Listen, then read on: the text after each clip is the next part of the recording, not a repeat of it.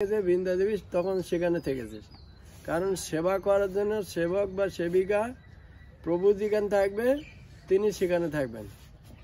যে ভগবান কৃষ্ণ এবং শ্রীমতী রাধারানী তারা দুবার আগে চেঞ্জ করেছেন। ভগবান কৃষ্ণ গোকুলে আবির্ভূত হয়েছেন, শ্রীমতী রাধারানী আবির্ভূত হয়েছেন রাভেলে। ওখান থেকে অসুরের উৎপাতের জন্য তারা পরবর্তীতে চেঞ্জ হয়েছে। কৃষ্ণ প্রথম নন্দ মহারাজ প্রথম চেঞ্জ করেছে বৃন্দাবনে, কিন্তু বর্ষণা বর্ষণা একবারে রাধারানীর পিতা একবার ডাইরেক্ট রাভেল থেকে ডাইরেক্ট হচ্ছে বর্ষণা চলে এসছে। পরবর্তীতে হচ্ছে নন্দ মহারাজ ওখান থেকে আবার চেঞ্জ করে নন্দগাঁও এসছে। যখন নন্দগাঁও কৃষ্ণ এবং বর্ষণাতে শ্রীমতী রাধারানী, তখন তারা ছোট, মানে ওখান থেকে এসছে ছোট অবস্থায়। যখন একটু বড় হয়েছে তারপর থেকে তারা এখানে দুজনই, একজন বর্ষণা একজন নন্দগাঁওতে অবস্থান করছে।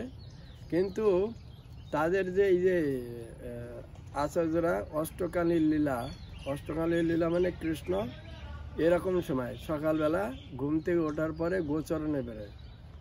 তো যে সারাদিনে ভগবান কৃষ্ণের সঙ্গে শ্রীমতী রাধারানীর যে সমস্ত লীলা সংগঠিত হতো, বা দিন রাত অষ্টকালীর লীলা মানে 3/24 ঘন্টা যে অষ্টকালীর লীলা সংগঠিত হয়, এই লীলাকে সংগঠন করার জন্য বৃন্দা দেবী এই লীলাকে সংগঠন করেন। কখন কোথায় শ্রীমতী রাধারানী কৃষ্ণ মিলিত হবেন, সখারা মিলিত হবেন, এই সমস্ত সারা দিনের যে সমস্ত লীলা সংগঠন করেন শ্রীমতী বৃন্দা দেবী।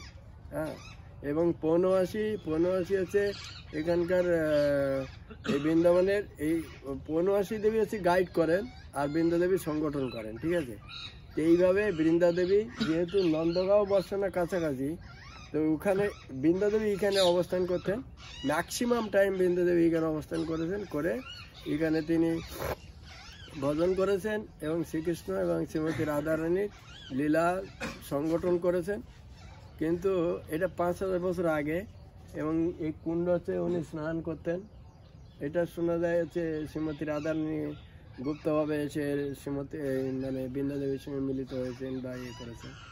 কিন্তু পরবর্তীতে যখন মুসলমান উৎপাত শুরু হয়েছিল, বা তার আগে বৃন্দা দেবী, তারপরে না বলছি কেমন আছে, তার আগে যে বিগ্রহ প্রতিষ্ঠা হয়েছিল, যে সমস্ত রাধা গোবিন্দ দেব, গোপীনাথ, এই সমস্ত বিগ্রহ বজ্রনাথ প্রতিষ্ঠা করেছিল। পরবর্তীতে এই সমস্ত বিগ্রহ হচ্ছে মুসলমানদের দ্বারা উৎপাত সৃষ্টি হওয়ার পরে ওই যে জয়পুরের রাজা মানসিং মহারাজকে স্বপ্ন দেয়া যায়, ওখান থেকে সমস্ত বিগ্রহকে উনি নিয়ে যাচ্ছিলেন, বৃন্দা দেবীকেও নিয়ে যাচ্ছিলেন। যে কামভবনে এখন বৃন্দা দেবী মন্দির আছে ওখানে একটা। যখন ওখানে গিয়ে, ওটা হচ্ছে রাজস্থান, এটা হচ্ছে ইউপি। যখন রাজস্থান মানে 84 ক্রোশ পার করবেন, আগের দিন রাত্রে সমস্ত বিগ্রহ নিয়ে মানসিং মহারাজ ওখান থেকে ছিলেন। কিন্তু রাত্রেবেলা সমস্ত বিগ্রহ, এই বৃন্দা দেবী বললেন যে আমি বৃন্দাবন ছেড়ে যাব না, আমাকে বৃন্দাবন থেকে তুমি নিয়ে যেও না। তো পরবর্তীতে বৃন্দা দেবী ওই কামভবনে আছে, আমাদের মধ্যে শিডিউলের মধ্যে আছে, আমরা ওখানে যাব।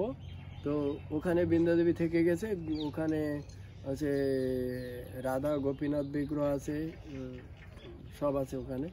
তো আর সমস্ত বিগ্রহ নিয়ে মানসিং মহারাজ তিনি আছে জয়পুর চলে গেছিলেন। এই আছে এখানকার মোটামুটি। এখন